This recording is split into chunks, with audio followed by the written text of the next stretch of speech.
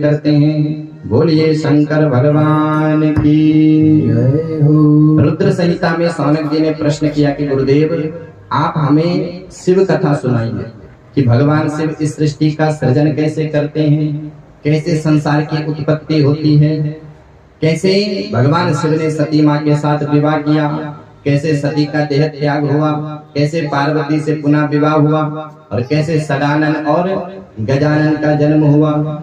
इन सब की चर्चा हमको बताइए। तब श्री सूत जी कहते हैं तद्विहास्तम विशेषेण तथा लीला परा अपि तत्सर्वं तद्यनच्च कथनीयं त्वया नघा। हे ऋषियों तुम धन्य हो, तुम शिव जी के चरणों से तुम्हारी नैष्ठ की मति है। सदा शिव कथा प्रश्न, जो सदा शिव के बारे में प्रश्न करता है वो चाहे स्त्री हो चाहे पुरुष हो वो वंदनीय है, उसको प्रणाम करना चाहिए। जो शिव की कथा करवाता है, जो शिव की कथा सुनता है, जो शिव की कथा का जिज्ञासु है। सदा शिव कथा प्रश्न पुरुषास्त्रीन पुनाति वक्तारम प्रेक्षकम श्रोत्री तत्पादम सलिलम यथा। जो शिव की कथा के विषय में प्रश्न करता है अथवा शिव की कथा करवाता है वो तो तीन का कल्याण करता है। सबसे पहले किसका कल्याण होगा? बोले वक्ता। सबसे पहले वक्ता का कल्याण होगा, क्योंकि वक्ता को वो चिंतन करने के लिए विषय मिलेगा। क्योंकि वक्ता जब भी कथा सुनाता है तो उससे घंटे 2 घंटे पहले उसका चिंतन करता है। तो शास्त्र का चिंतन करेगा तो शिव का चिंतन करेगा। तो सबसे पहले कल्याण वक्ता का है। प्रेक्षक जो पूछने वाला उसका भी कल्याण है और जो सुनने वाले हजारों वक्ता है उनका भी कल्याण है। श्री सूत जी कहते हैं कि ऋषियों जो प्रश्न तुम हमसे कर रहे हैं यही प्रश्न एक बार नारद जी ने अपने पिता ब्रह्मा जी से पूछा और ब्रह्मा जी ने यही प्रश्न भगवान नारायण से पूछा। हमारे सनातन धर्म में परंपराओं का बड़ा महत्व है। हमसे अगर कोई भी किसी धार्मिक विषय पर कोई पूछेगा तो हम सीधे नहीं बताएंगे। हम कहेंगे कि फलाने ऋषि ने ऐसा कहा है, भागवत में ऐसा लिखा है, शिव पुराण में ऐसा लिखा है। मैंने हमारा जो सनातन धर्म है ये परंपरा से चला आया है। जो शिक्षा नारायण ने ब्रह्मा जी को दी, ब्रह्मा जी ने वही शिक्षा अपने पुत्र नारद को दी, नारद ने वही शिक्षा व्यास जी को दी, व्यास जी ने वही शिक्षा समाज को दी। मैंने मनमुखा कुछ नहीं है, सब परंपरा से आया है। इसीलिए तो हमारा धर्म श्रेष्ठ है। मूलम ही विष्णुर्देवानाम यत्र धर्मो सनातन। तो श्री सूत जी कहते कि ऋषियों यही प्रश्न एक बार नारद जी ने अपने पिता ब्रह्मा जी से कहा का प्रश्न किया तो विस्तार से बताया कि एक बार नारद जी भ्रमण करने के लिए हिमगिरी कैलाश में गए। बड़ा सुंदर वहां कैलाश का बड़ा सुंदर रमणीक द्वीप है, बड़ा सुंदर वहां सुंदर सुंदर फूल खिले हुए हैं। उस हिमगिरी गुहा उस पर्वत के दक्षिण भाग में सुंदर एक नदी बहती है। हिमशैल गुहा के चित एक परम शोभना तत्समीपे सुर नदी सदा बहति वेगता। उस पर्वत के शिखर पर एक बड़ा सुंदर गुफा है, बड़ा सुंदर आश्रम है और उस आश्रम के चारों तरफ फूलों की बगिया लगी हुई है। अनेक प्रकार के फूल उस पर खिले हुए हैं, केतकी, चंपक आदि के पुष्प। उस आश्रम के दक्षिण भाग में एक सुंदर नदी बहती है। तत्राश्रमो महादेव्यो नाना सोवास्मनपिता तपोर्थम सायर्त तत्र नारदो दिव्य दर्शना। नारद जी ने जब उस परम आश्रम को देखा, बड़ा रमणीक द्वीप देखा, तो नारद जी का मन वहीं पर रण गया। आश्रम परम देख सुहावा। उस आश्रम को जैसे नारद जी ने देखा तो नारद जी का मन वहीं पर रुक गया, ठहर गया। और नारद जी उस आश्रम के भीतर गए, गुफा में गए और निरख शैल सरि विपिन विभागा भयगु रमापति अति अनुरागा। जैसे नारद जी ने उस सौंदर्य को देखा तो नारद जी का मन भगवान रमापति के चरणों में लग गया। ये स्थान भजन करने वाला है। व्यक्ति जब भी कोई कृत्य करता है तो अपने स्वभाव के अनुसार करता है। जिसका स्वभाव बीड़ी पीने का है तो वो बीड़ी पीने वाले को देख करके उसको बीड़ी की याद आ जाएगी। जिसका स्वभाव कुकर्म करने का है तो वो जैसे ही उसको मौका मिलेगा तो वो उसकी याद आ जाएगी। लेकिन नारद जी भगवान का भजन करते हैं। पर नारद जी ने जब वो सुंदर आश्रम को देखा, उसकी बगिया फूलों को देखा तो भयौ रमापति अति अनुरागा। अब नारद जी की जगह अगर कोई फूल बेचने वाला होता और वो उन फूलों को देखता तो उसके मन में क्या भाव आता कि इन फूलों को मैं तोड़ूंगा और इनको बाजार में बेचूंगा, यही तो मन में भाव आता। लेकिन नारद जी के मन में ये भाव नहीं आया।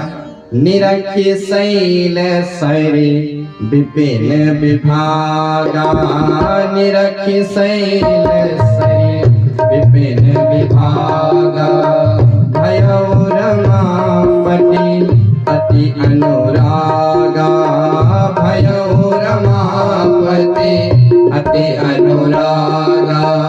सुमिरत हरि साप गति बादी, सुमिरत हरि श्राप गति बादी, सहज विमल मन लागी समाधि, सहज विमल मन लागी समाधि। उस आश्रम को देखा तो भगवान का चिंतन करने लगे। सुमिरित हरि श्राप गति बागी, और जैसे हरि का सुमिरन किया, जो श्राप लगा हुआ है नारद जी को, 2 घड़ी से ज्यादा नहीं टिक सकते हैं, वो श्राप की गति भी अवरुद्ध हो गई। सहज विमल मन लागी समाधि, और समाधि में नारद जी बैठ गए उस गुफा में।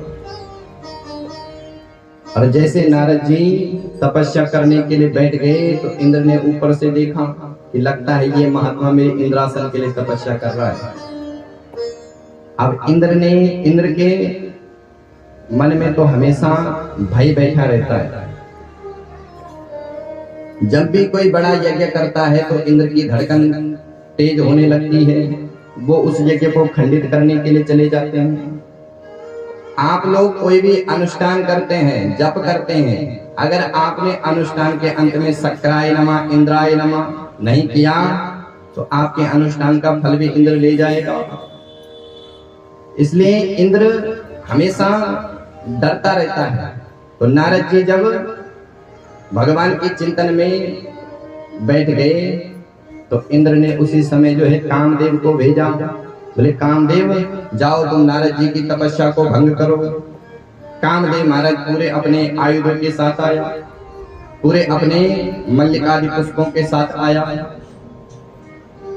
त्रिविध वायु चलने लग गई, सुंदर सुंदर ध्वनि होने लग गई उस आश्रम में। विविध प्रकार की सुगंधों को कामदेव ने प्रकट कर दिया। वसंत ऋतु आ गई, मल्लिकादि पुष्पों का निर्माण हो गया, भंवरे गुंजार करने लग गए, अप्सराएं नृत्य करने लग गई। पर कामदेव ने पूरे शक्ति के साथ नारद जी की तपस्या को खंडन करना चाहा। 5 बाणों का प्रयोग किया, मोहन, स्तंभन, उच्चाटन, उद्दीपन, लेकिन भयो न नारद मन कछुरोसा। नारद जी के मन में किसी प्रकार का कोई विकार पैदा नहीं हुआ। अब जब विकार पैदा नहीं हुआ तो कामदेव डर गया, बोले अब बाबा मेरे को भस्म कर देगा।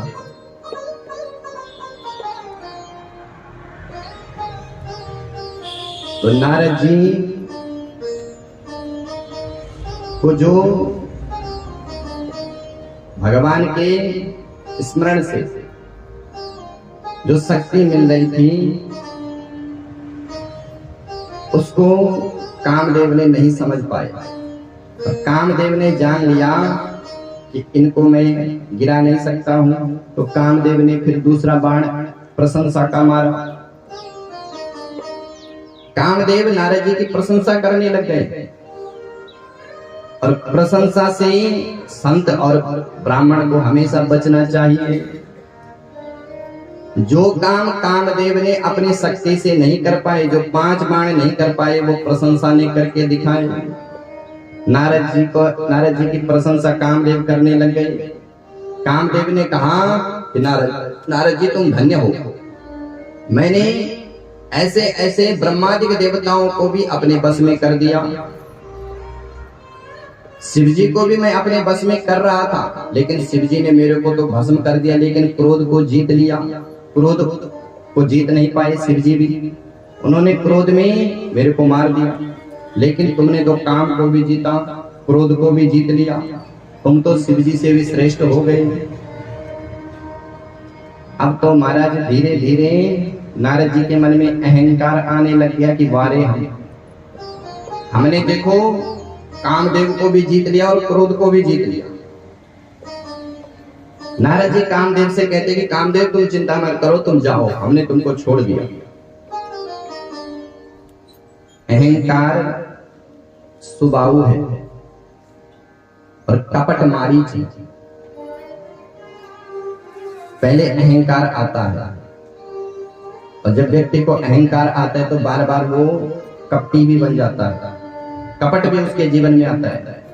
कोई व्यक्ति अहंकारी है और आपने कहा अरे भैया आप तो महान व्यक्ति हो, वो पता क्या कहेगा, अरे साहब सब आपकी कृपा है, सब आपकी कृपा। माने कपट दिखा रहा है, कृत्रिम व्यवहार कर रहा है। तो अहंकार सुबाहु है और कपट मारीच है। नारद जी ने तो जो काम को जीता है वो तो शिव की ही कृपा से जीता है, क्योंकि उसी गुफा में शिव जी ने कामदेव को भस्म किया है, तो महिमा तो शिव जी की है। लेकिन नारद जी मान गए कि हमने काम को जीत लिया। अब जो अहंकारी व्यक्ति होता है वो अपना प्रचार प्रसार हर जगह करता है, बार बार अपनी ही प्रशंसा सुनना पसंद करता है कि मेरी प्रशंसा हो, मेरी प्रशंसा हो, जहां भी मैं जाऊं बस मेरा ही नाम आए। तो कामदेव जब चला गया तो नारद जी ने विचार किया कि अब हम शिव जी के पास जाते हैं, क्योंकि शिव जी को अपना प्रभाव बताते हैं, क्योंकि शिव भी काम विजेता है और हम भी काम विजेता है। तो नारद जी चले गए। तब गबने शिव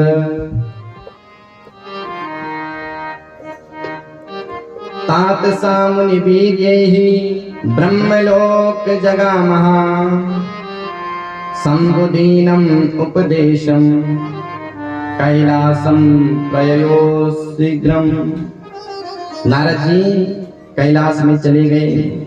अब जैसे नारद जी आए तो भगवान भोलेनाथ ने नारद जी का दिव्य स्वागत किया, क्योंकि जब भी नारद जी आते तो भोलेनाथ स्वागत करते और मन में विचार करते कोई रामचरित्र सुनाएंगे। तो भोलेनाथ ने नारद जी को आसन दिया और कहा कि हे नारद जी कुछ भगवान की चर्चा सुनाओ। तो पहले तो नारद जी रामचरित्र सुनाते थे, लेकिन आज नारद जी ने उल्टा कर दिया, राम की जगह मार चरित्र शंकर ही सुनावा। कामदेव की पूरी कथा सुना दी, कैसे कैसे मैंने काम को जीता, काम मेरे सामने नतमस्तक हुआ, फिर मैंने उसको वरदान दिया, उसको आशीर्वाद दिया। अब जो कथावाचक होते हैं उनके कथा में अगर कोई विशेष व्यक्ति आ जाए तो उनको बार बार देखते हैं कि इनकी क्या प्रतिक्रिया है। जो कोई विद्वान व्यक्ति होता है तो उसको देखकर कथावाचक बार बार उसको देखकर कथा सुनाता है कि इनके मुख का क्या आभाव है। तो जब नारद जी मार चरित्र कामदेव की कथा शिव जी को सुना रहे थे तो बार बार शिव जी को देख रहे थे कि इनके मन में कैसा भाव चल रहा है। पर शिव जी का मन तो बिल्कुल उदास हो गया, शिव जी का मन बिल्कुल खट्टा हो गया। नारद जी को मन में लगा कि लगता है इनको हमारी कथा पसंद नहीं आ रही है। जब कथा पसंद नहीं आती तो लोगों के मुंह भी लटक जाते हैं। तो नारद जी ने शिव से पूछा कि भोलेनाथ, आज आपको मेरी कथा पसंद नहीं आई? शिव जी ने नारद जी को कहा कि हे नारद, तुमने जो कथा सुनाई है, कथा तो तुम्हारी ठीक है, लेकिन नारद, जीव की होती है व्यथा और भगवान की होती है कथा। अगर जीव की व्यथा भगवान की कथा से जुड़ जाए तो वो श्रेष्ठ कथा हो गई। तुमने जो कथा सुनाई वो ठीक थी, लेकिन तुमने उसमें अपना नाम ले लिया कि मैंने कामदेव को जीता। अगर तुम उस कथा में थोड़ा संशोधन कर देते, अगर ये कह देते कि भगवान की कृपा से मैंने कामदेव को जीता, तो ये महान दिव्य कथा हो जाती।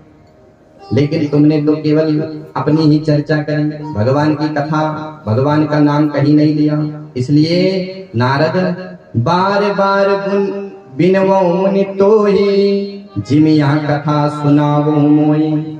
हे मुनि, मैं तुमको बार बार प्रणाम करता हूँ। जो कथा तुमने मेरे को सुनाई वो कथा किसी और को मत सुनाना। और ये सबसे बड़ी बेइज्जती कथावाचक की होती है। अगर कोई कथावाचक कहे कि आपको मेरी कथा कैसी लगी, और कोई कह दे कि जो आपने सुनाया है दोबारा से मत सुनाना, ऐसी कथा, तो नारद जी का मुंह पूरा लटक गया। लेकिन नारद जी के मन में तो अहंकार है। श्री सूत जी कहते कि ऋषियों, संबुदीन उपदेश हित, भगवान शिव ने तो अपना मान करके नारद जी को हित का उपदेश दिया। संबुधीन उपदेश हित, नहीं नारद सुहान, भारद्वाज कौतुक सुनो, हरि इच्छा बलवान। नारद जी को बात समझ में नहीं आई, उल्टा नारद जी ने अहंकार जताया। नारद जी के मन में कपट आ गया, क्योंकि जहां अहंकार आता है वहीं कपट भी आता है। नारद जी को लगा कि शिव जी को मेरे को देख करके जलन हो रही है कि शिव जी ने कामदेव को भस्म किया तो हमने भी जीता। तो शिव जी मन में विचार कर रहे हैं कि अगर इनका भी नाम हो गया तो हमको कोई पूछेगा नहीं, इसलिए ये बार बार मना कर रहे हैं। नारद जी ने पूछा कि भोलेनाथ, अगर कोई पूछे तब भी नहीं सुनाओ? बोले फिर भी मत सुनाना, और भगवान नारायण को तो बिल्कुल भी मत सुनाना। अब नारद जी को पक्का विश्वास हो गया कि शिव जी मेरी तपस्या से जल रहे हैं, मेरी प्रतिष्ठा से इनको जलन हो रही है। उसी समय जो है नारद जी तुरंत क्षीर सागर में चले गए। क्षीर सिंधु गगने मुनि नाथा, क्षीर सिंधु गगने मुनि नाथा, जहाँ रहे हरे कृपाल केता, जहाँ रहे हरे कृपाल केता। एक बार करतल पर वीणा, हरिगुण गावत गान प्रवीणा, अपनी वीणा पर गाते हुए क्षीर सिंधु में पहुंच गए। भगवान नारायण ने भी दिव्य स्वागत किया।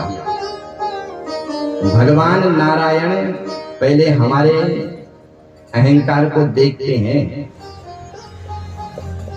कि अगर अहंकार रूपी रोग अगर ज्यादा बड़ा है तो उसको भगवान पकाने की दवाई लगा देते हैं, और अगर फोड़ा, अहंकार रूपी फोड़ा छोटा है तो उसको दबाते हैं।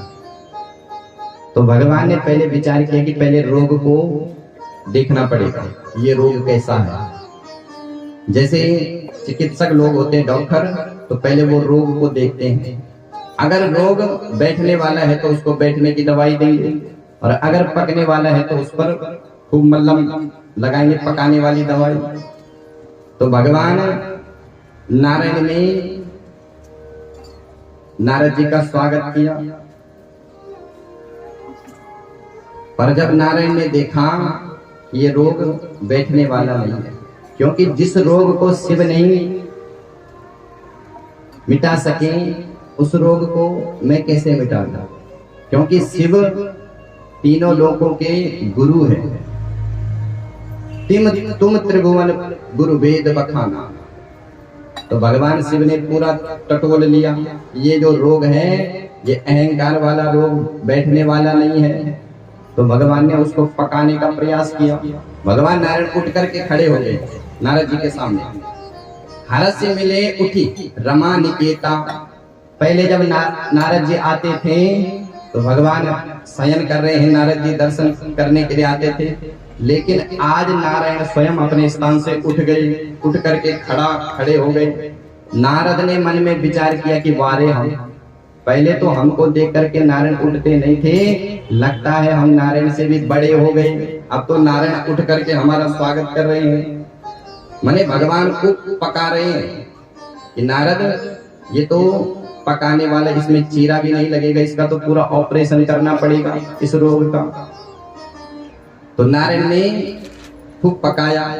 नारायण कहते हैं कि हे नारद, धन्यस्तम मुनि शार्दूला तपोनिधि रुदाधि नैष्टिको ब्रह्मचारी तुम ज्ञान वैराग्य सदा।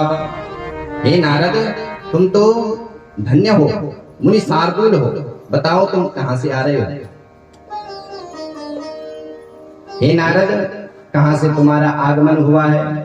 और बहुत दिनन कीन मुनि दया, तुमने आज मेरे पर दया करी जो तुम मेरे को मिलने के लिए आए। अब तो नारद जी का अहंकार पूरा ही खुल गया, बोले अब हम दया करने वाले भी हो गए। नारद जी ने कहा कि हे प्रभु, सब तुम्हारी कृपा है। नारद कयो सहित अभिमाना, कृपा तुम्हारे सकल भगवान। मने कपट भी आ गया। भगवान नारायण प्रशंसा कर रहे तो नारद जी कह रहे कृपा तुम्हारी। जैसा कोई अहंकारी व्यक्ति होता है, अगर उसकी प्रशंसा करो तो वो कहता है कि सब आपकी कृपा है, सब आपकी कृपा है। मने भीतर से तो अहंकारी है और बाहर से कृत्रिम व्यवहार कर रहा है, दिखावा कर रहा है। तो नारद कयो सहित अभिमाना, कृपा तुम्हारी सकल भगवान। भगवान ने विचार किया कि बेटा इस रोग का तो ऑपरेशन करना पड़ेगा। पुरु गर्भ्यो तरु गर्भ्यो गर्भ तरु भारी, तुम्हारे हृदय में अहंकार रूपी वृक्ष ने जन्म ले लिया है और बेगी हो सो डारी में उपारी। मैं भक्त वत्सल हूँ और अपने भक्त के हृदय का जो अहंकार रूपी पौधा है उसको मैं जड़ से उखाड़ देता हूँ। भगवान ने और प्रशंसा कर दी, प्रशंसा के पुल बांध लिए। नारद जी ने भगवान का दर्शन किया और चल पड़े। अब भगवान ने मन में विचार किया कि नारद मेरा भक्त है और अगर मैंने इसका ये अहंकार दूर नहीं किया तो ये संसार में भटक जाएगा। तो भगवान नारद को देख करके मुस्कुरा पड़े और भगवान का मुस्कुराहट क्या है? माद हासो जनोद करीच माया। भागवत में लिखा है कि भगवान की मुस्कुराहट ही माया है। भगवान ने बीच में माया का विस्तार कर लिया। मुनि मार्गस्य मध्ये तु विरचे नगरम महत् सतयोजन विस्तारा अद्भुतम सुमनोहरम।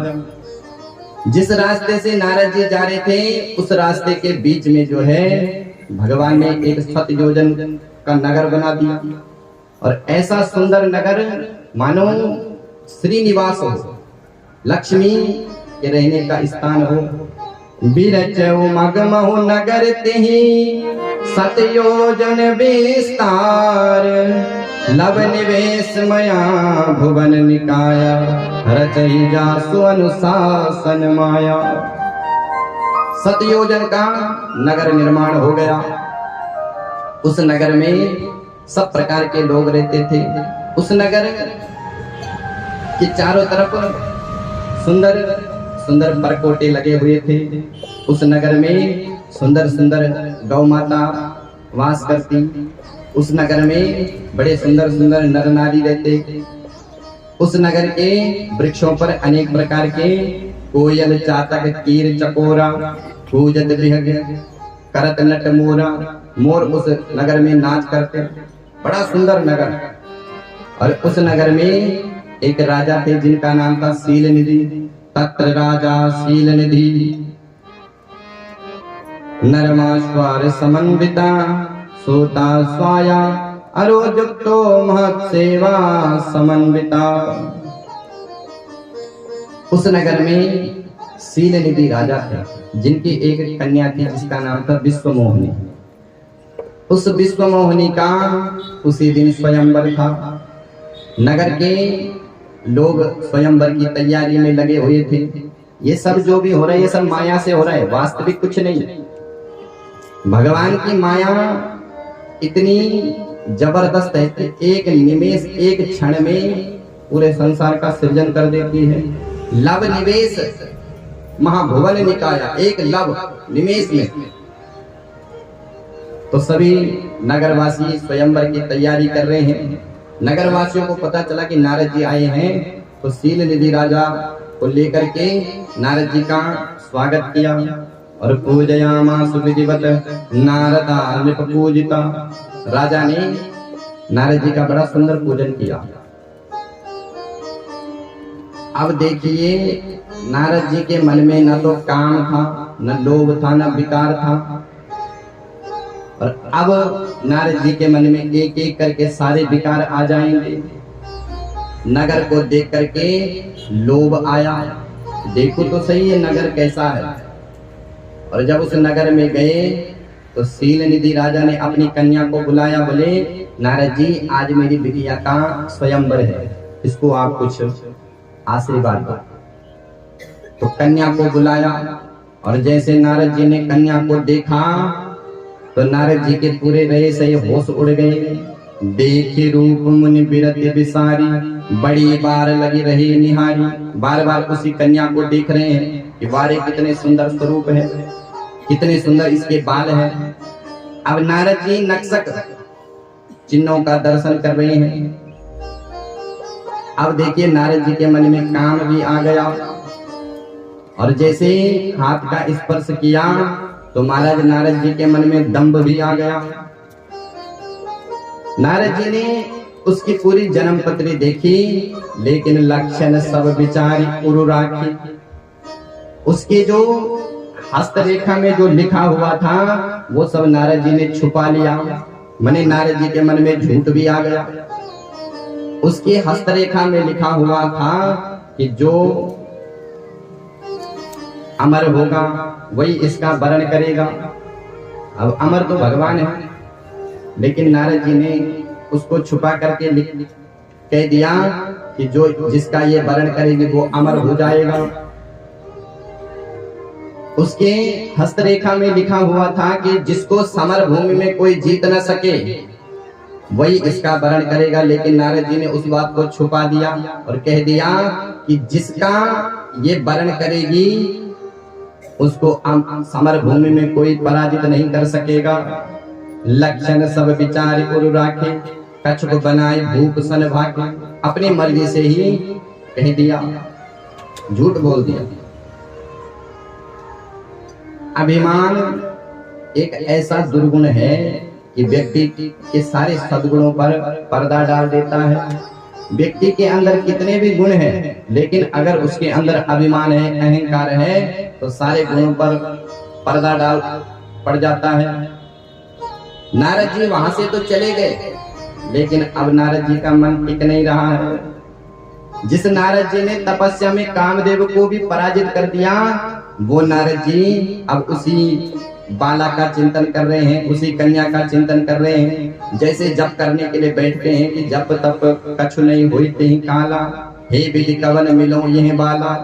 भगवान से प्रार्थना करते कि हे विधाता मेरे को ये कन्या कैसे प्राप्त हो, कैसे मैं इसके साथ विवाह करूं। पर नारद जी के मन में एक विशेषता है। नारद जी के मन में काम भी आया, लेकिन नारद जी ने भगवान का स्मरण किया कि भगवान ही मेरे को सुंदरता दे सकते हैं। नारद जी कह रहे हैं कि मेरे हितैषी तो भगवान ही है। मेरे हित हरि सम नहीं को, ए अवसर सहाय सोई हो। मोरे हित हरि सम नहीं को, ए अवसर सहाय हो। ए अवसर सहाय सोई हो।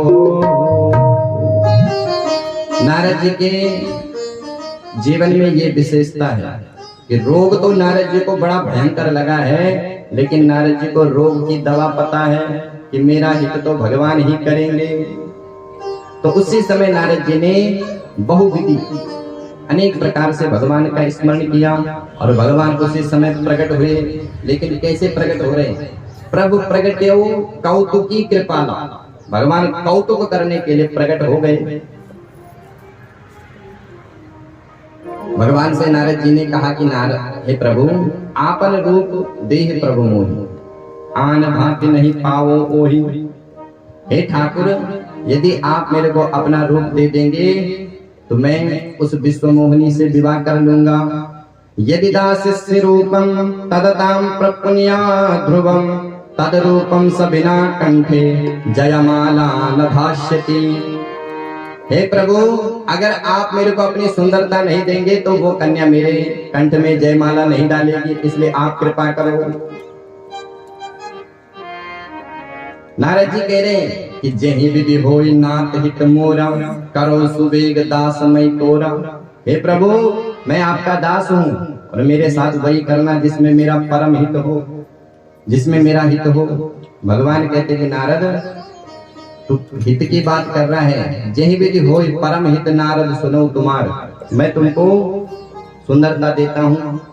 तो भगवान ने सुंदर की जगह बंदर बना दिया। और नारद जी का विश्वास तो देखो, नारद जी ने एक बार भी दर्पण में नहीं देखा और सीधे चले गए स्वयंवर सभा में। नारद जी को भगवान पर इतना विश्वास है कि भगवान ने जो किया है अच्छा ही किया है, और स्वयंवर सभा में चले गए। भगवान भोलेनाथ को दया आई तो अपने 2 गणों को भी भेज दिया, बोले नारद जी को बचा लेना। अब वो गण नारद जी के इधर और इधर खड़े हो गए, दोनों आपस में चर्चा कर रहे हैं कि आज तो इनके कंठ में विश्व मोहिनी माला डालेगी, क्योंकि इनके समान कोई सुंदर इस विश्व सभा में कोई नहीं होगा। अब नारद जी अपने को भूल रहे हैं। अब नारद जी बैठ गए, लेकिन भगवान के जो भक्त होते हैं, भगवान उनका अपमान कहीं नहीं होने देते। नारद जी उस सभा में तो गए, लेकिन उस सभा में सबने नारद जी को नारद ही जान करके प्रणाम किया। किसी ने बंदर का स्वरूप नहीं देखा। नारद जान सबई सिरुनावा, लेकिन विश्व मोहिनी ने नारद जी को बंदर के रूप में देखा। जब विश्व मोहिनी वरमाला लेकर के आई तो सब राजा महाराजा बैठे हुए थे और नारद जी भी कुर्सी में बैठे थे। अब जैसे विश्व मोहिनी ने दूर से देखा कि अरे एक तो बंदर भी आया है, तो विश्व मोहिनी उस लाइन में ही नहीं जाती। अब शिव के जो गण है वो नारद जी के आगे पीछे ही बैठे हैं। उन्होंने नारद जी को उकसाया, बोले अरे इस विश्व मोहिनी ने अभी तुमको देखा नहीं है, जैसे देखेगी वैसे माला डाल देगी। अब जिस लाइन में विश्व मोहिनी घूम रही है उसी लाइन में नारद जी उठ करके चले गए, लेकिन जैसे विश्व मोहिनी ने दूर से देखा तो उसी लाइन में आधे से ही पीछे आ गई। संकेत कितना सुंदर है कि जिस लाइन में महात्मा होते हैं उस लाइन में माया का प्रवेश नहीं होता है, माया पीछे मुड़ जाती है। ये विश्व मोहिनी माया है। अब तो शिवगण बार बार उकसा रहे हैं, जहीं दिशा नारद बैठे फूली। जिस दिशा में नारद जी बैठे हैं उस दिशा में विश्वमोहिनी जाती नहीं है। उसी समय जो है भगवान एक राजकुमार का रूप धारण करके आए और भगवान ने राजकुमारी के गले में माला डाली और भगवान 9-2-11 हो गए, गायब हो गए। लक्ष्य निवास ले, हरि निवास ले, लक्ष्य कुमार, भगवान गायब हो गए। अब नारद जी का क्रोध बढ़ गया। नारद जी के मन में आया कि हम तो इतने सुंदर थे, तो इस विश्वमोहिनी ने हमारे कंठ में जयमाला क्यों नहीं डाली। इतने में पीछे से शिव के गण बोले, हे नारद, एक बार तुम अपना मुख दर्पण में देख तो लो कि तुम सुंदर हो कि बंदर हो। पश्य नारद रूपम ही विष्णुरेव महोत्तमं, मुखम तु वानरस्येया विकटं च भयंकरम। जैसे रुद्रगणों ने कहा तो नारद जी ने अपना मुख जो है जलाशय में देखा। तब हर गण बोले मुस्काई, निज मुन मुकुर देख तुम आई। जैसे जलाशय में अपने मुख को देखा तो बड़ा भयंकर मरकट रूप, भयंकर वेशा, बड़ा भयंकर विशाल मरकट। अब एक तो बंदर होता है बड़ा प्यारा होता है, और एक बड़ा सा बंदर होता है वो बड़ा भयंकर विकराल होता है। वैसा ही रूप नारद जी का बना हुआ है। अब नारद जी ने जो अपना स्वरूप देखा तो नारद जी ने भगवान को भयंकर गालियां दी। देहो साप या मरे हो जाई, जगत मोर उपहास कराई। ये नारायण अपने को समझते क्या है? सर्व समर्थ न सिर पर कोई, भावी या मोहि जान तब देही। जो इनके मन में आता है वो सो कर देते हैं। आज नारायण का पाला नारद से पड़ा है। आज मैं देखता हूं कि नारायण को मेरे से कौन बचाता है। नारद जी ओंठ फड़क रहे हैं, पूरा शरीर कांप रहा है, और उसी समय भगवान भी प्रकट हो गए। भगवान नारद जी के सामने प्रकट हो गए, और जैसे प्रकट हुए तो हजारों गालियां दी, लेकिन भगवान मौन। 3 श्राप दे दिए कि जिस प्रकार से तुमने मेरे को नारी के विरह में रुलाया, तुम भी नारी के विरह में रो। तुमने मेरे को बंदर का स्वरूप दिया तो बंदर ही तुम्हारी सहायता करेंगे। तुमने मेरी होने वाली विश्वमोहिनी का हरण किया है तो तुम्हारी पत्नी का भी कोई हरण करेगा। 3 श्राप दे दिए, पर भगवान ने कुछ नहीं कहा। पर अंत में जब भगवान ने माया का निवारण किया तो जैसे माया दूर हटी तो नहीं कहा रमा न राजकुमारी, जब हरि माया दूर निवारी। जब भगवान ने अपनी माया को खींच लिया तो वहां पर ना तो शहर, न राजा शीलनिधि, न कोई स्वयंवर, न था रमा न राजकुमारी, कुछ नहीं। अब नारद जी को बड़ा अफसोस हुआ। नारद जी ने कहा, हे प्रभु, मैंने आपको 3 श्राप दे दिए, लेकिन मैं आपको वरदान देता हूं कि मेरे जो श्राप है वो मिथ्या हो जाए। भगवान ने कहा, नारद, ये जो हो रहा है ये सब मेरी ही इच्छा से हो रहा है, क्योंकि तुम्हारे हृदय में अहंकार हो गया था कि मैंने कामदेव को जीत लिया। नारद, जो मेरे भक्त होते हैं उनको मैं हर प्रकार से बचाता हूं। हे नारद, आज तुमको मैंने बंदर बनाया तो तुम शादी से बच गए। अगर तुमको मैं बंदर की जगह सुंदर बना देता तो तुम जीवन भर के बंदर बन जाते, क्योंकि जब विवाह होता है तो फिर बंदर ही बनते हैं। नारी बिरहे नर सकल गुसाही, नाचत नट मरकट की नाई। तो भगवान कहते हैं कि एक बार बंदर अगर तुम थोड़ी देर के लिए बने भी तो कोई बात नहीं। भगवान ने कहा कि हे नारद, अगर वास्तविक रूप से मैं तुमको सुंदरता देता तो तुम अपने मार्ग से भटक जाते। संत की जो श्रृंखला है, परंपरा है, वो नष्ट हो जाती है। इसलिए मैंने तुमको सुंदरता की जगह बंदर का मुख दिया। नारद जी ने कहा कि हे प्रभु, मेरे मन में अब क्लेश हो रहा है, दुख हो रहा है, अब मैं इस दुख को दूर कैसे करूं? तब भगवान ने कहा कि हे नारद, त्यक्त्वा संशयं सर्वा गायनं शंकर सद्यसा सतनाम शिव स्तोत्रम सदा नन्यार्मृति जपा। हे नारद, तुम काशी में जाओ और वहां पर शिव नाम का जप करो, शिव नाम का सहस्त्र नाम जप करो। जप हो जाए शंकर सतनामा, जप हो जाए शंकर सतनामा, होई है तुरंत हृदया बेसामा, होई है तुरंत हृदया बेसामा। जप हो जाए शंकर सतनामा, जप हो जाए शंकर सतनामा।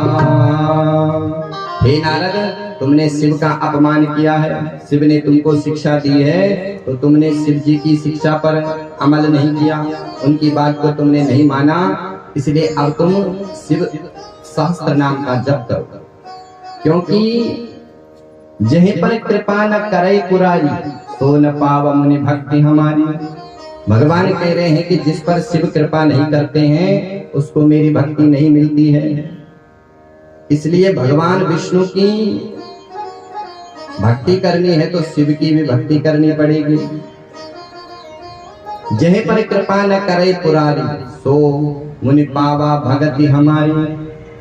तो इस प्रकार से नारद जी ने काशी में जाकर के शिव सहस्त्र नाम का जप किया और भगवत पद की प्राप्ति करी। आगे सृष्टि का वर्णन है, जिसका वर्णन हम आपको कल करेंगे, और हो सकता है कि कल हम भगवान शिव का विवाह करेंगे। कल इसी समय शिव जी का विवाह होगा। बोलिए शंकर भगवान की जय। तो आइए अब हम आरती करें और उसके बाद प्रसाद दें।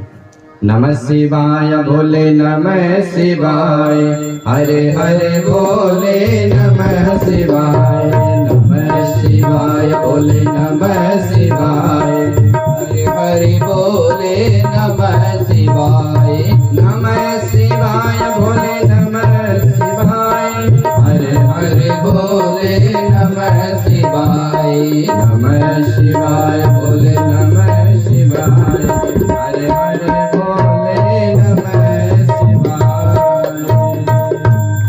मैं आरती तेरी गाऊं वो शिव भोले भंडारी, मैं आरती तेरी गाऊं वो शिव भोले भंडारी, मैं नित नित शीश नवाऊं वो शिव भोले भंडारी, मैं नित नित शीश नवाऊं वो शिव भोले भंडारी, मैं आरती तेरी गाऊं वो शिव भोले भंडारी, मैं आरती तेरी गाओ ओ शिव भोले भंडारी।